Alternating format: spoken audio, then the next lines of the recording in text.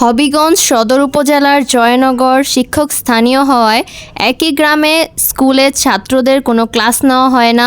ছাত্রছাত্রীদেরকে private coaching করার জন্য চাপ প্রয়োগ করে। যারা প্রাইভেট পড়তে আগ্রহী না তাদের উপর অমানসিক অত্যাচার সহ অকথ্য ভাষায় গালিগালাজ করে। আব্দুল গনি ও অফিস সহকারী রেজনা আক্তারের পদত্যাগের দাবিতে ছাত্রছাত্রীদের মানববন্ধন। উচ্চ বিদ্যালয়ের ১০ম শ্রেণীর ছাত্রী। আমার নাম মোসাম্মদ তামান্না আক্তার। আমাদের স্কুলের প্রধান শিক্ষক মোহাম্মদ আব্দুল গনি এবং মোসাম্মদ রেজনা আক্তার, তারা আমাদের স্কুলে কোনো ক্লাস নেয় না। স্কুলে আইসা শুধু বেতন খুঁজে, পড়ালেখার থেকে তাদের কোনো জিনিস নাই। জয়নগর কেন তোমরা এই আজকের এই পদত্যাগ চাই বা মানববন্ধন করতেছো এই জন্যে? নাম বলছো আব্দুল গনি। এই রিপোর্টটি তুলে ধরেছেন আমাদের ওইখানকার এক রিপোর্টার ভাই মুজিব ভাই।